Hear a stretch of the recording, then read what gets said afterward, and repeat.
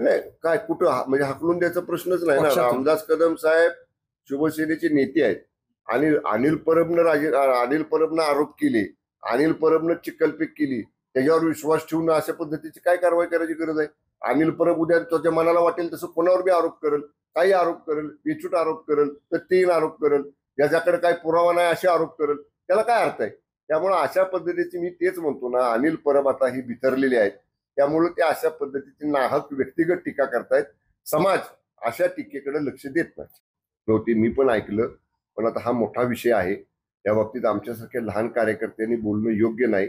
पक्षांतर्गत या संदर्भात जर काही आम्हाला बोलता आलं तर पक्षांतर्गत आमच्या नेत्यांजवळ आम्ही आमच्या भावना मांडू आणि मग त्याच्यामध्ये पक्षांतर्गत काय वरिष्ठ पातळीवर निर्णय व्हायचा तो होईल.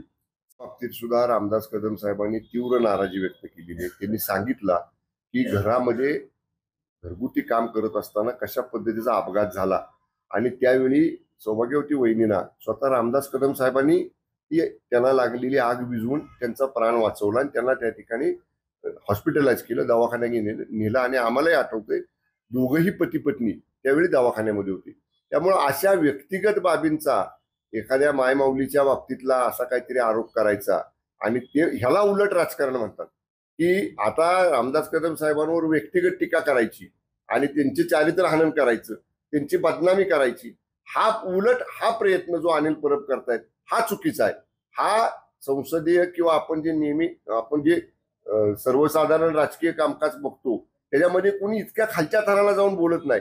त्यामुळे उलट अनिल परबच आता बिथरलेले आहेत आणि म्हणून ते अशा पद्धतीनं व्यक्तिगत टीका करतायत. रामदास कदम साहेबांनी त्या प्रकरणाचा उचित खुलासा केलेला आहे.